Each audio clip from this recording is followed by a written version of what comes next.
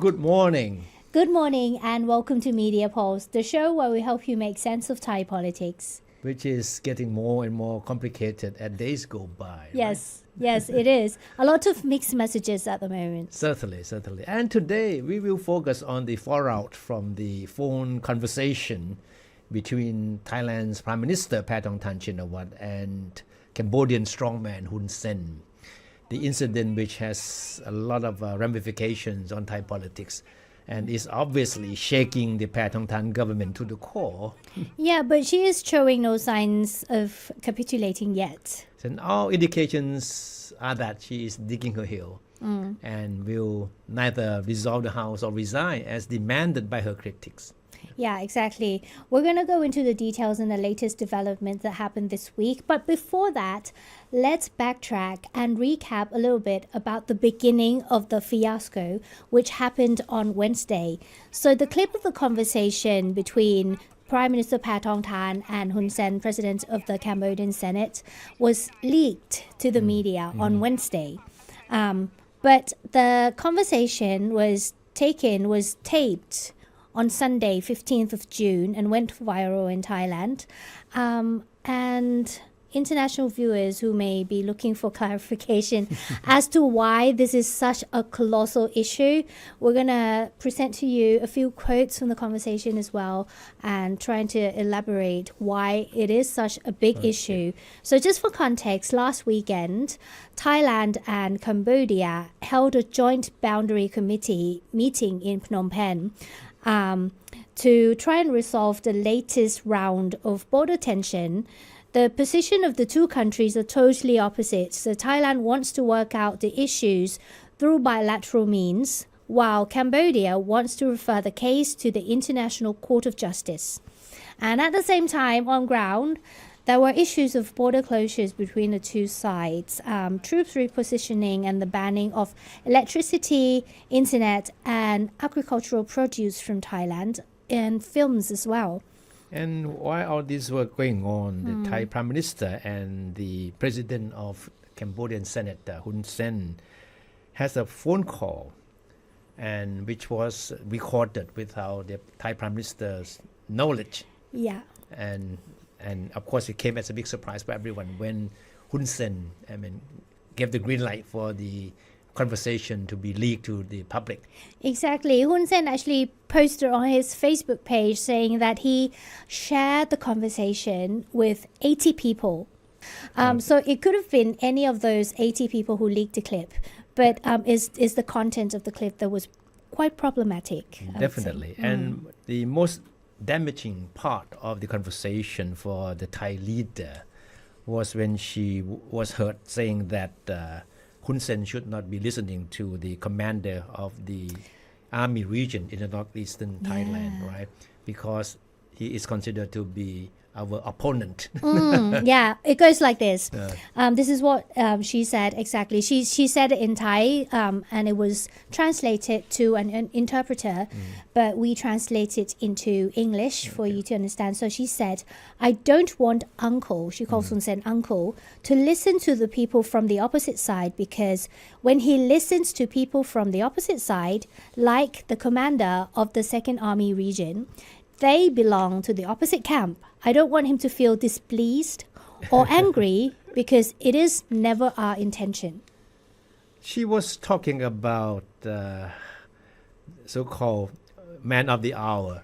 Exactly. As nicknamed by the Thai media, because the general that she was talking about is one of the most popular figures in Thailand at the moment, because he is in charge of security in the northeastern part of the country, which borders Cambodia. And he has been very vocal on the issues of border dispute with Cambodia, to the point that he openly said, I am opposed to any attempts by Cambodia to bring the case to the World Court, and that I will defend every square inch of Thai territory. Yeah, and he's been around that area for as long as we can remember, because he was actually born in Ubon Ratchathani as well, the province where the border Thailand borders Cambodia. So apart from that quote, there's another one. Our Prime Minister said, at the moment, that side wants to show off. So she was referring to a Lieutenant General Hun Sen, right? And they will say things that are not useful to our countries. We actually want to see peace, like before the clash that happened at the border.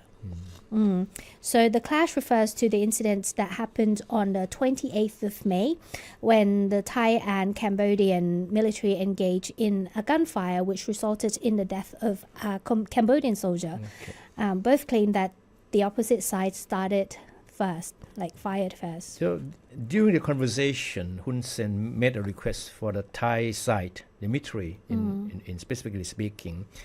He wants the military to reopen the border checkpoints, which he claimed that were closed at the initiative of the Thai side.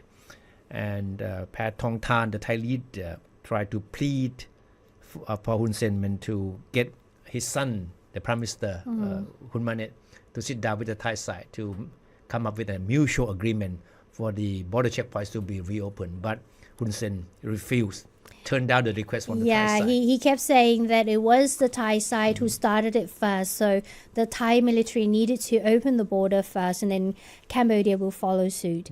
But there's another quote that we've prepared, and this one's from Paetongtarn as well. She said, "Please ask Mr. Hun Sen to understand and take sympathy on his knees.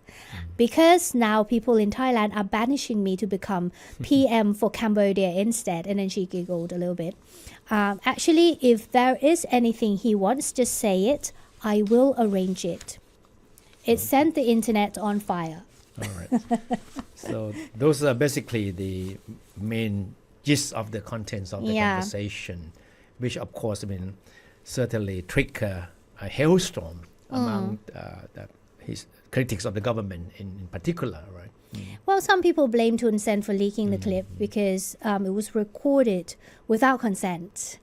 But a lot of Thai social media users say thank you to Hun Sen for revealing it so that they know what their prime minister's been saying. So the leaking of the phone conversation has dealt the Paetongtarn government with a huge political blow to the point that one of its biggest partners in the coalition government, the Pheu Thai party, decided to quit, leaving the government in a limbo now. We're talking about Pheu Thai.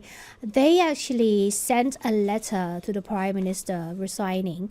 And in that letter, there were phrases like the phone conversation that was revealed affects national sovereignty, territory, and national interests and the military. So the future of the Paetongtarn coalition government is now is a big question mark. Yes. Of course, Pheu Thai party was the second biggest partner in the coalition government, and Pheu Thai party's departure from the coalition would leave it with only a slim majority in the House. So the question is whether the rest of the partners in the coalition will stay put or will they also leave. So there have been signals, there have been clear answers from some of the parties anyway. We start with the Chat Patana party. Chat Thai Patana party is another junior partner in the coalition. The party has sent out a strong signal that it is still sticking with Prime Minister Paetongtarn. The meeting of the executive party of the party Thursday night agreed that there is a need for the party to make sure that the country's sovereignty and security is not violated, meaning that the party will not leave the government alone. We continue to be part of the government to make sure that the country's sovereignty and security is ensured. Yeah, but at the moment, the government is in damage control mode because later on the following day, there was a press conference by the Prime Minister herself, came out to apologize to the Thai people. I think that is exactly the reason why some of the coalition partners say that they want to continue to stay with the coalition because the Prime Minister has apologized. Right. So she knows what has happened, and she acknowledged that and will make amends. Right. So they're trying to stay together to help gather the broken pieces and paste it all together. But the press conference that press conference that happened on Thursday also carries somewhat a symbolic gesture because they had what is called human background behind her, right? There was the head of the armed forces, as well as important people in the That's right. government. No, because it has become customary for the Prime Minister to have a number of senior cabinet members crowding behind her. Almost every time that she The gives, VIP backdrops. every time she gives a press interview or press Yeah. conferences, right? And the Thai media mockingly refer to these people behind her as wallpaper or human backdrops.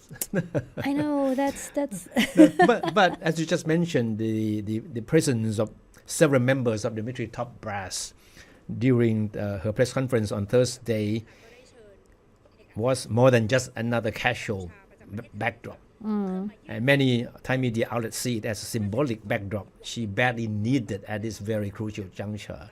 So after the phone conversation she had with Hun Sen, which turned out to be a fiasco, and during which, as we said, she criticized the regional army commander, she certainly sought to be seen as being in good standing with the armed forces, right? You criticize one of their commanders, and now, okay, what is better than being seen, being endorsed by these senior figures in the military again, right? It's awkward though, because the day before she managed to offend the whole of the armed forces, and then the next day they stand behind her as a backdrop for the presser. Okay, and that exactly what she was needed at this moment. Whether they do it willingly or not, we don't know. To be seen being in good standing with the top military figures, right?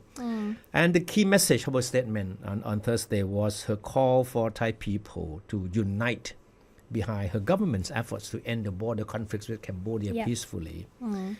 The conflicts, which quite interesting, the conflicts she described as a threat to national security. Yes. And she said, it's no time for quarrels. And she blasted Hun Sen for leaking the phone conversation, which she said was something unacceptable. Yeah, that message was echoed by the Ministry of Foreign Affairs of Thailand as well. They had a press conference and said that it was unacceptable. And her message calling for unity has been echoed by many of her supporters and apologists, especially those in her Pheu Thai party and media outlets allied with the government. A message posted by Pheu Thai party on its Facebook page is a good example.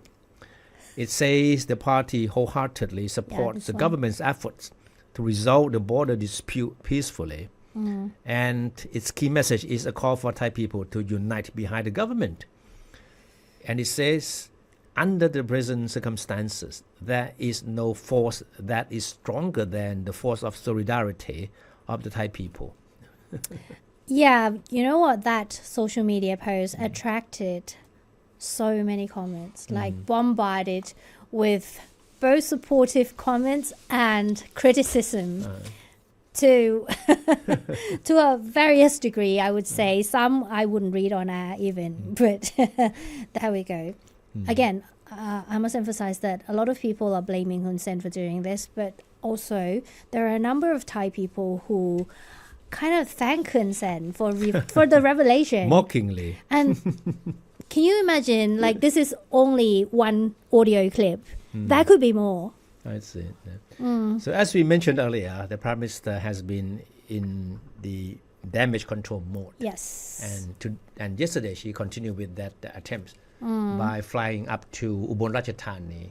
Yes. And went to visit the spot which was the scene of an armed crash between the Thai and Cambodian forces in late May this year, right? Remember that? And another photo op. And that was the beginning of the conflicts that we are having today. Yes, exactly. Because in that skirmish, a Cambodian soldier was killed. Yes. And the high point of her visit to Ubon Ratchathani was her visit to Chongbuk, the scene of the clash.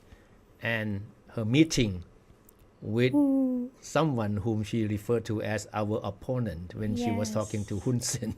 She said in the press conference on Thursday that she actually called Lieutenant General Bun Sin to apologize and clarify that it was just her negotiation tactic. And General Bun Sin basically said he hasn't got any issues, he understands. And they actually met each other face to face on Friday. All right, so now let's go back to the question about the future of the Paetongtarn coalition government. Yeah, this is... And we mentioned earlier that Phumjai Thai Party, which was the second biggest partner in the coalition, already, abandoned the ship. Right? They decided to leave, and he did it at, I think, the right moment as well, because even before the fiasco, there were talks of Phumjai Thai being kicked out of the coalition anyway because of the Interior Ministry portfolio. So the Thai media see this as a very clever move on the part of Phumjai Thai Party, seizing the right moment to abandon ship. Yeah, exactly. So Phumjai Thai left, and that means there are 8 ministries available vacant at the moment. So how these vacancies will be relocated among the existing coalition partners is a big question. Yes. And whether or not additional parties will be brought in is also another question. So Phumjai Thai is out. Chat Thai Patana, as we mentioned earlier, will continue to be in the coalition. So will Pracha Chat and Democrat parties. The two parties have made it clear that they are staying on with the Paetongtarn coalition. Yeah. But our eyes are now on the United Thai Nation Party. Now, with our Phumjai Thai Party, is the second biggest partner in the coalition government. Right. So far, the party has been sending out mixed signals. They're not sure yet. There are a few options for the party, actually. So the rumor has it that the party will remain with the coalition only if Prime Minister Paetongtarn resigns and will be replaced by Chai Kasem Nittisiri, a senior member of Pheu Thai. Right? And as we have said earlier, that the choice of the next Prime Minister is limited to the list of Prime Minister candidates submitted by parties contending in the last general elections. And Chai Kasem is one of the 3 candidates of Pheu Thai Party. Yes, exactly. And there are some media reports as well that claim that the United Thai Nation Party is even going to the extent of demanding that its leader, Pirapan Sali Rathavipak, replace Paetongtarn as Prime Minister. No, but many Thai media outlets and political analysts believe that this is all about political bargaining. Not I think because it would be unthinkable for the United Thai Nations Party to want to have the premiership for itself. No, but this rumor has been flying around. There's no denial yet, though. That's a problem, that the party has never come out to really deny there is such an attempt on its part. Yeah. So, But what is certain is that the United Thai Nation Party is holding the key to the future of the Paetongtarn government. Exactly. If the party decides to leave the coalition, the government would lose its majority in the House. Exactly. So the party, the United Thai Nation Party, is obviously confident that it is holding a political trump card. But one thing you must not forget is that the party was set up primarily to serve as the political vehicle for former Prime Minister Prayut Chan-o-cha, who hoped to return to office with the general elections back in 2023. But the party didn't do so well. And Kun Prayut ended up being appointed as member of the Privy Council. So, but there is still a strong bond between Kun Prayut and members of the party. Exactly. So what about Pheu Thai? In damage control mode, they're trying to tough it out. So besides defending her conversation with Hun Sen, Prime Minister Paetongtarn has not said anything about how her Pheu Thai party will handle the fallout with Phumjai Thai after its departure from the coalition. It was the defense minister, actually, Phumtham Wechayachai, who is a senior figure of the Pheu Thai party, that has come out to insist that even without Phumjai Thai party, the coalition will still be able to carry on. But he did not say whether additional parties will be brought in to join the coalition. And he dismissed calls for Paetongtarn to quit, saying that since she has already apologized for the phone conversation with Hun Sen, this thing should no longer be an issue.